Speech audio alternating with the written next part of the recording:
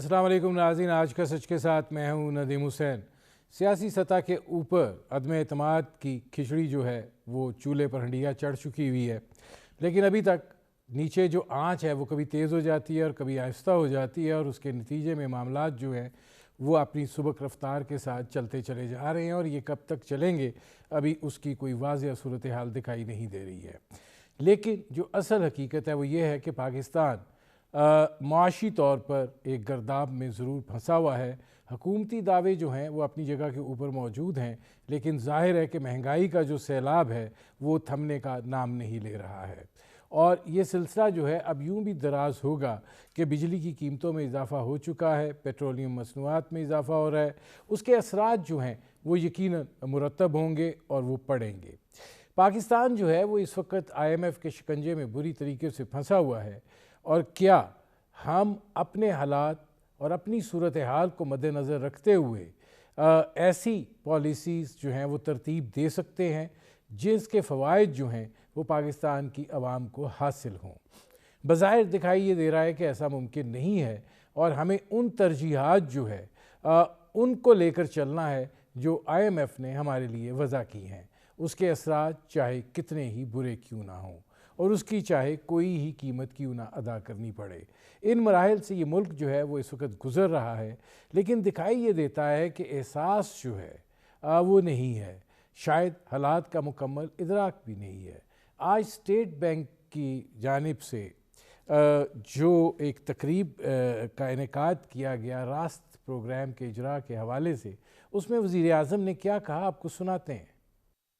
मेरा जो 5 साल के बाद इंशाअल्लाह 2023 में जब हमारी असेसमेंट की जाएगी, मैं सिर्फ एक चीज़ देखूंगा कि क्या हमारे दौर में पाकिस्तान में गुर्बत कम हुई, अगर खुशहाली हुई तो क्या खुशहाली का फल नीचे तक गया।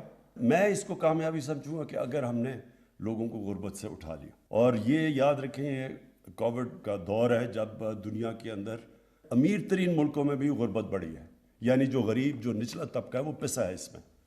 तो अभी भी जो वर्ल्ड बैंक की रिपोर्ट है, पाकिस्तान में गुर्बत कम हुई है, थोड़ी सी है लेकिन हुई कम है, तो ये भी मैं कामयाबी समझता हूँ। अब वज़ीर आज़म साहब ये कह रहे थे कि वर्ल्ड बैंक की जो रिपोर्ट है वो भी कह रही है पाकिस्तान में गुर्बत कम हुई है, गो के मामूली हुई है, लेकिन उसमें कमी वाक़या हुई है। हमारी जो भी पॉलिसीज़ हैं उनका महवर या मरकज़ जो है वो दिखाई ये देता है कि आवाम जो हैं वो नहीं है। इस वक्त पाकिस्तान को बहुत सी मुश्किलात का सामना है, और IMF भी कह रहा है कि पाकिस्तान की दरामदात जो हैं वो 70 से 75 अरब डॉलर तक पहुंचने का अंदेशा है, जबकि पाकिस्तान की बरामदात अगर हम पूरी कोशिश कर लें तो तखमीना लगाया जा रहा है वो 30 अरब डॉलर का है। 40 अरब डॉलर का गैप यहाँ से पड़ जाता है, और फिर उसके साथ जो तरसीलात ज़र आती हैं उनमें भी थोड़ी कमी वाक़या हुई है, और अगर ये मान लिया जाए कि वो भी 25 अरब डॉलर तक हो जाएंगी तो 15 अरब डॉलर ये, और फिर जो हमने कर्ज़ों की और सूद की अदायगी करनी है तो पाकिस्तान को 35-36 अरब डॉलर जो हैं उसकी ज़रूरत होगी आइंदा बरस। कहाँ से आएंगे, ये मुहिमा जो है ये भी एक हल तलब सूरत हाल है। इस सारे मामले के अंदर ऑप्शंस जो हैं क्या पाकिस्तान ने महदूद कर लिए हैं, महदूद हो गए हैं, और क्या सूरत हाल है, इस पर करेंगे बात। आपका अपने मेहमान से तारुफ़ करवाते हैं। हमारे साथ मौजूद हैं डॉक्टर इशफाक साहब, प्रिंसिपल हैं नस्ट के। डॉक्टर साहब, यहीं से शुरू करते हैं, जो वज़ीर आज़म साहब कह रहे थे कि गुर्बत कम हुई है, और थोड़ी हुई है लेकिन कम हुई है, और जब 2023 में मैं अपना टेन्योर मुकम्मल करके इंतखाब में जा रहा हूँगा तो मेरा पैमाना ये होगा कि मैंने पाकिस्तान में गुर्बत कम की है, और इसके फ़वाइद जो हैं वो निचली सतह तक पहुँचे हैं। क्या कहेंगे आप? देखिए, पॉवर्टी जो है ना के नंबर होते हैं, इसको कहता हूँ मैं beauty lies in the eyes of the beholder. Poverty को ज़रा सा वर्ल्ड बैंक ने किस बेसिस पे कहा है कि कम हो गया है, मुझे नहीं इसका इल्म है, लेकिन एज ए इकोनॉमिस्ट अगर मैं देखता हूँ कि पिछले 3 सालों में औसतन ग्रोथ जो है, ये रीबेसिंग के बाद की बात कर रहा हूँ मैं, ये तकरीबन 2.6% है 3 साल में।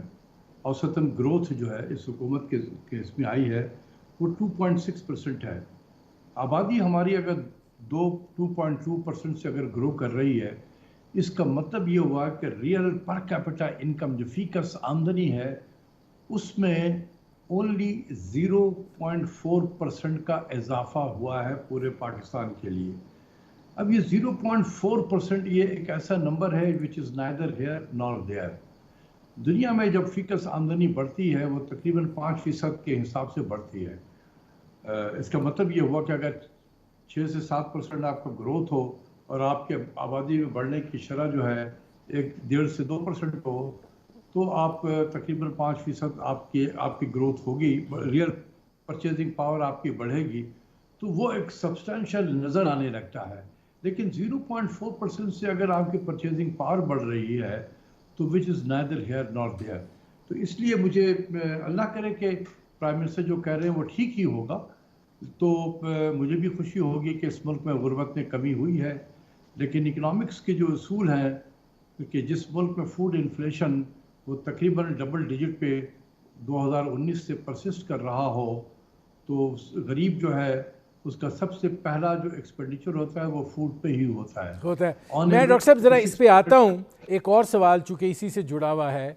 अब गुजारिश ये है कि अवामिल होते हैं और ज़ाहिर है कि हम इस वक्त बिजली, पेट्रोलियम, हम एक बड़ी हाईएस्ट पीक देख रहे हैं इस सूरत हाल में, और ये हमने हाईएस्ट पीक जो है ये गुज़श्ता 3.5 बरसों के अंदर हासिल की है।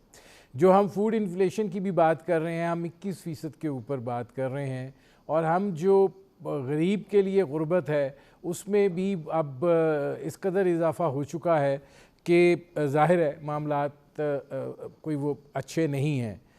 आपको क्या लग रहा है, हुकूमत के पास कोई ऑप्शन नहीं है कि वो बिजली की कीमतें बढ़ाए, वो पेट्रोलियम मसनूआत की कीमतें बढ़ाए, वो टैक्सेस बढ़ाए, वो टैक्स बेस जो है उसको हॉरिजॉन्टल ले जाने की बजाय ऑलरेडी जो है उसके ऊपर मामलात जो हैं वो हों? क्या ऑप्शन नहीं है कोई?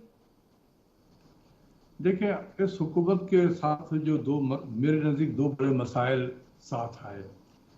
एक तो इन्होंने जो इनहेरिट किया था वो भी बहुत ही ख़राब था, ख़राब हालत में इनको मईशत मिली।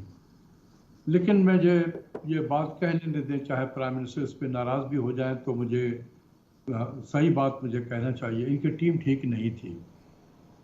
जिस तरह के चैलेंज इन्होंने इनहेरिट किया था उस तरह की टीम उन्हें नहीं मिली।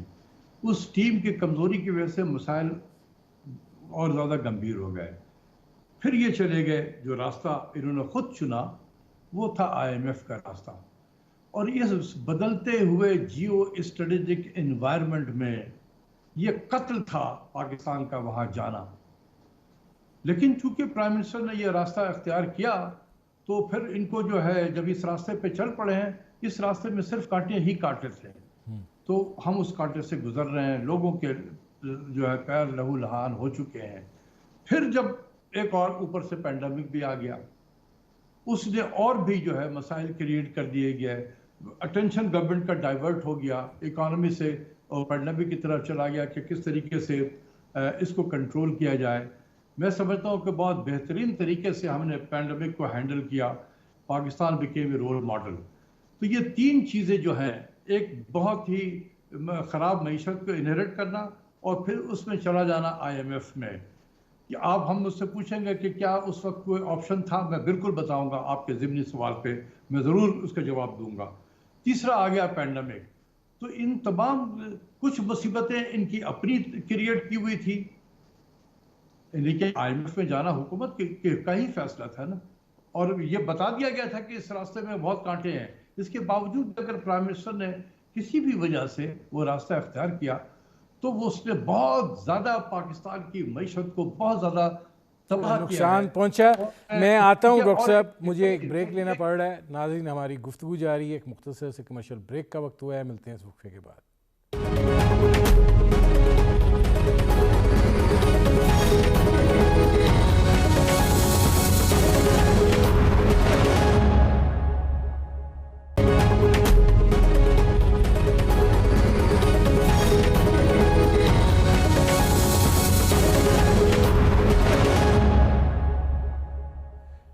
ویلکم بیک ڈاکٹر صاحب. ماضی کی 3.5 سال کی جو اقتصادی معاملات ہیں وہ ہمارے سامنے ہیں اور ظاہر ہے کہ جو غلطیاں ہوئیں وہ ہو گئیں. IMF میں نہیں جانا چاہیے تھا, چلے گئے, اب چلے گئے ہیں تو بھگتنا بھی پڑ رہا ہے.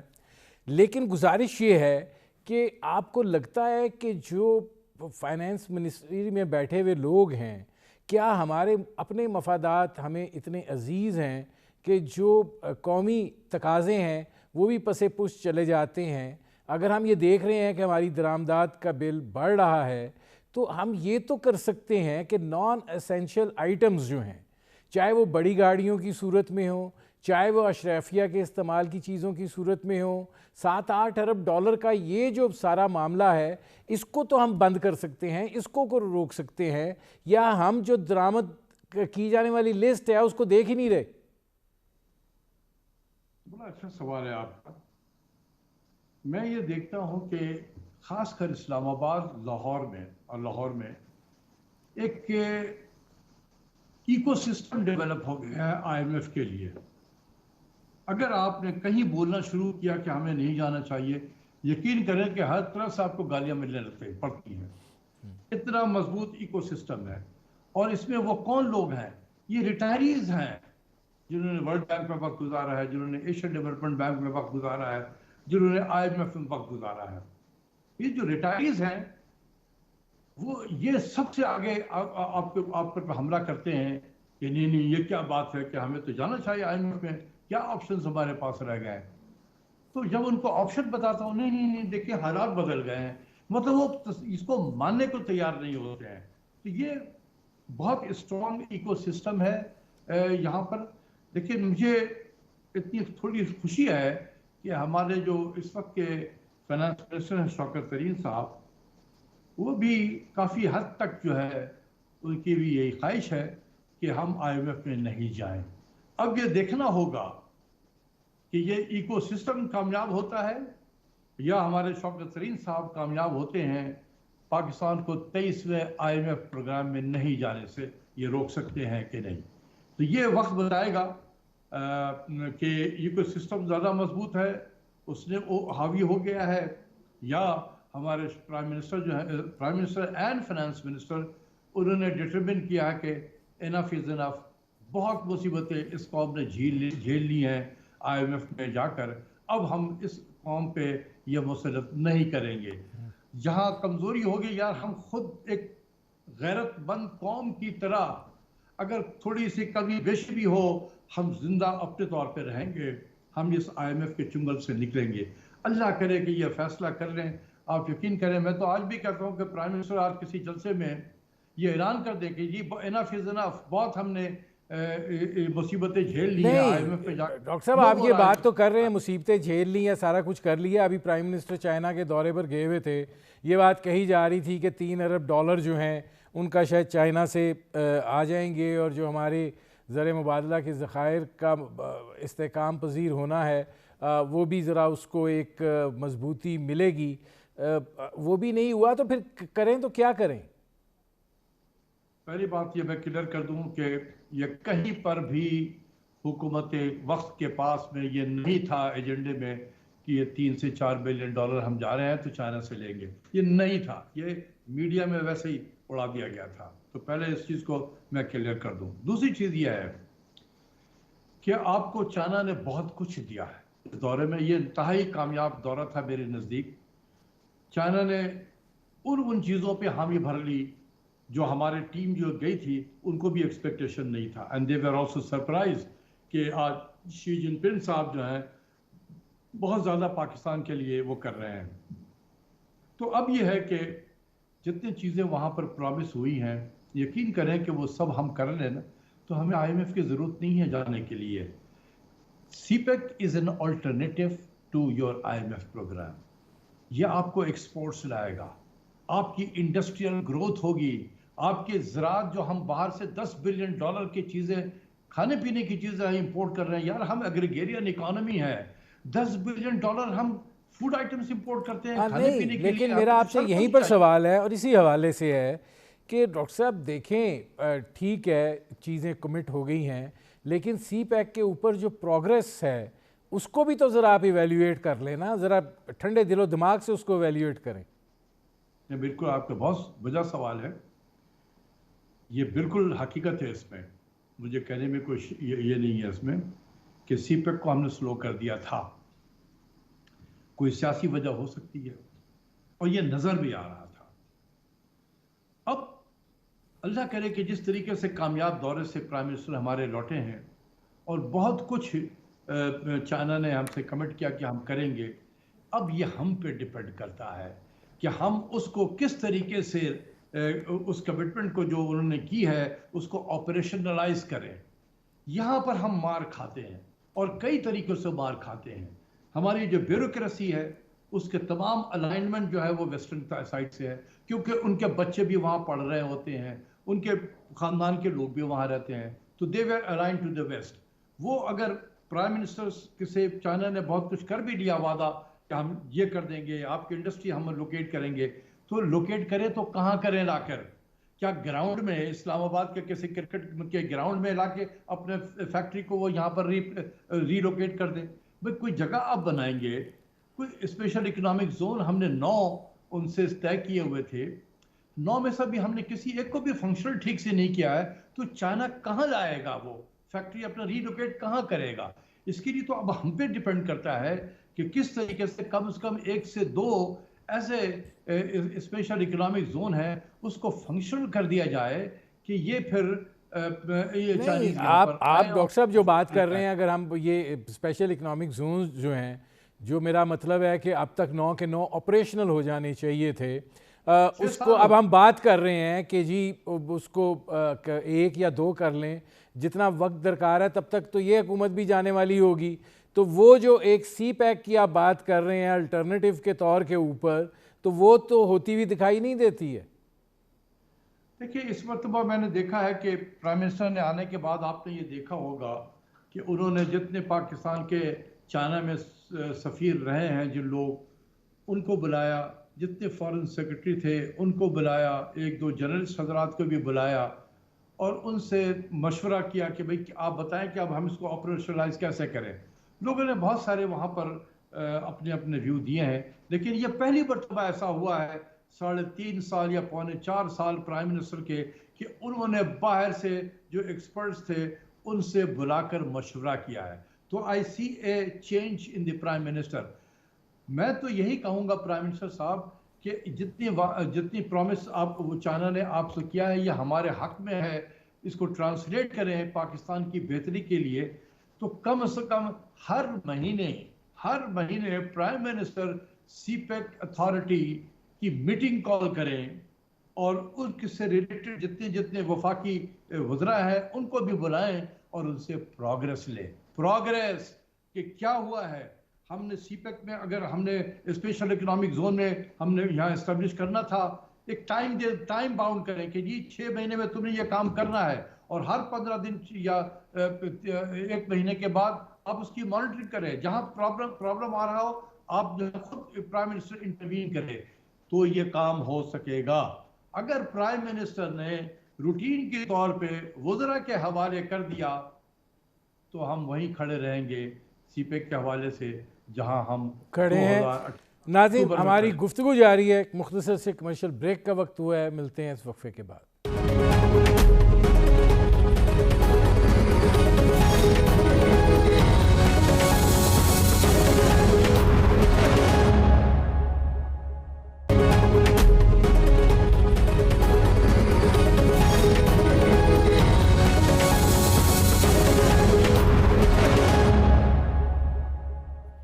Welcome back. ڈاکٹر صاحب یہ فرمائیے گا کہ ظاہر ہے اس وقت بنیادی مسئلہ جو ہے وہ عوامی مشکلات کا ہے, اور عوامی مشکلات کو ٹیک اوور کیا ہوا ہے سیاسی گہما گہمی نے اور سیاسی محاذہ رائی نے اور سیاسی کھینچا تانی نے. ایسی صورتحال کے اندر کیا آپ کو لگتا ہے کہ جو عوام ہیں ان کے لیے مسائل میں کوئی کمی واقعہ ہوگی, یا یہ کہ نہیں یہ جو آنے والے اگلے مہینے ہیں یہ مزید سخت اور مزید تکلیف اور مزید اذیت لے کے آ رہے ہیں؟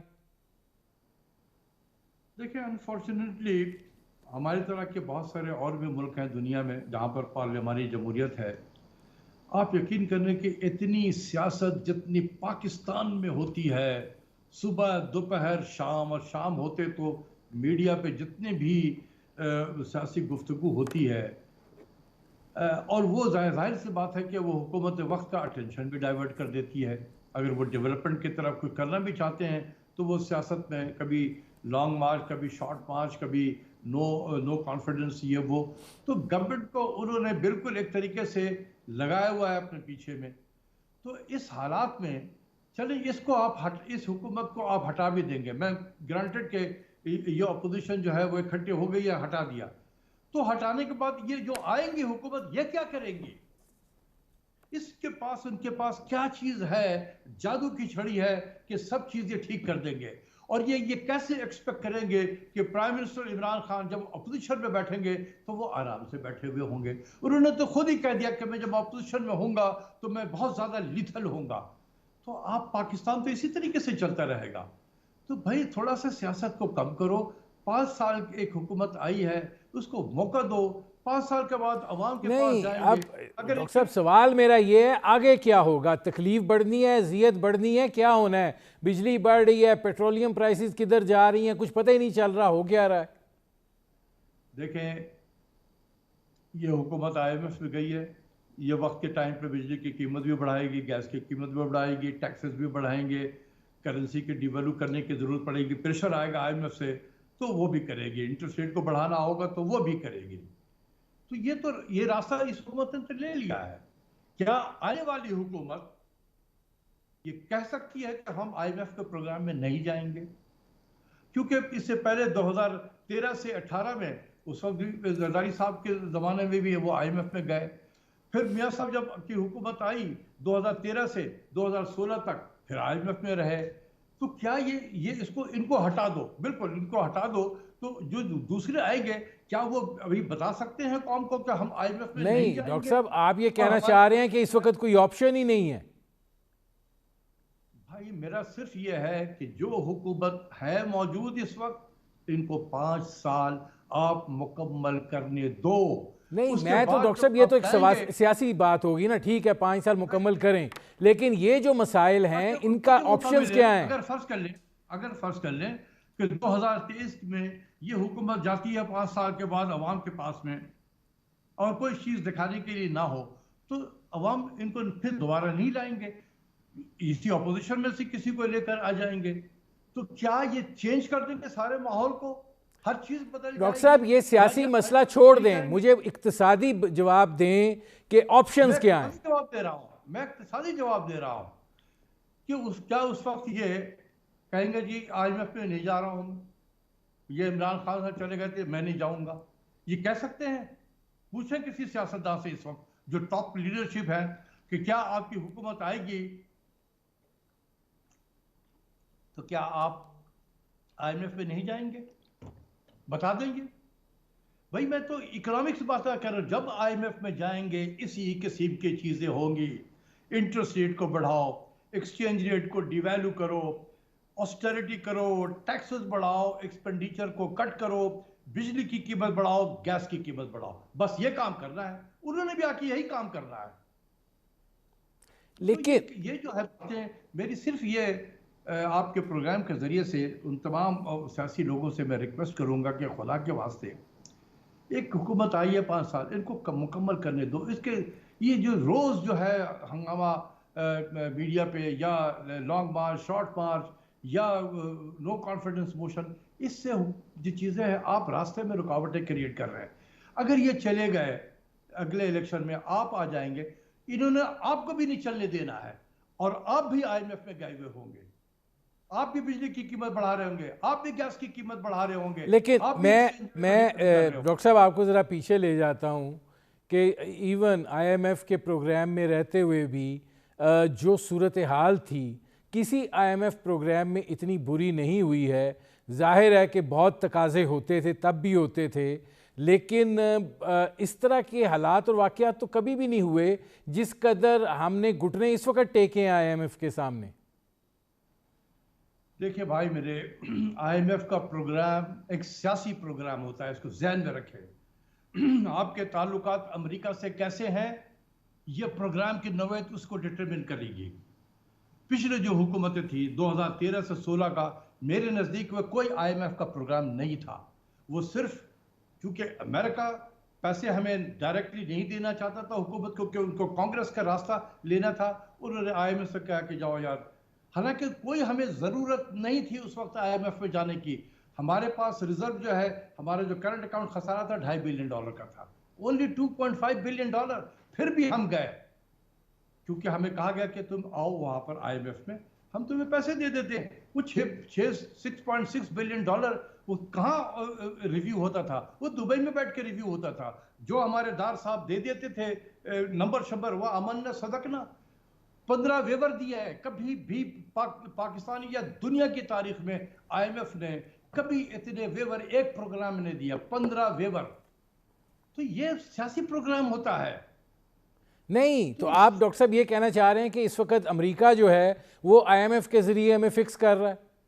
آف کورس، اس میں یہ تو کامن سینس کی بات ہے بھائی، اس میں تو دو اوپینین نہیں ہے، اس میں دو اوپینین تو نہیں ہے۔ نہیں تو جب یہ اندازہ تھا کہ ہمارے ساتھ یہ ہاتھ ہوگا تو پھر اس حقیقت کا ادراک کیوں نہیں کیا گیا؟ میں نے منع کیا تھا پرائم منسٹر، اگر سنے اس پروگرام کو تو ان کو یاد ہوگا، میں نے یہ کہا تھا کہ پرائم منسٹر صاحب، انہوں نے جب مجھ سے پوچھا کہ یہ آپ تو جب تھے منسٹری فائنانس میں آپ تو جاتے رہے تھے، تو اب آپ کیوں منع کر رہے ہیں؟ میں نے کہا کہ پرائم منسٹر صاحب، اس وقت ہم اس وقت جو ہے ہم امریکہ کے رائٹ سائڈ پہ کھڑے تھے، آج رانگ سائڈ پہ کھڑے ہیں because of the changing geostrategic environment. پھر میں نے ان کو مائک پومپیو کا اسٹیٹمنٹ یاد دلایا، make no mistake, we will not allow IMF to lend money to Pakistan to repay Chinese debt. میں نے کہا کہ پرائم منسٹر صاحب یہ ہوں گے، آپ کو بہت مشکلات ہوں گے، یہ تو میں نے بتایا تھا، لیکن اگر وہ نہیں ان کو پسند آیا میری بات، تو یہ جو آج ہو رہا ہے وہ اسی وجہ سے ہو رہا ہے۔ میرے پروگرام کا وقت ختم ہو رہا ہے، بہت شکریہ ڈاکٹر اشفاق صاحب۔ ناظرین، یہ تھے ڈاکٹر اشفاق، آپ نے ان کی گفتگو سنی۔ اب تک کے لیے اتنا ہی، اجازت دیجیے، اللہ حافظ۔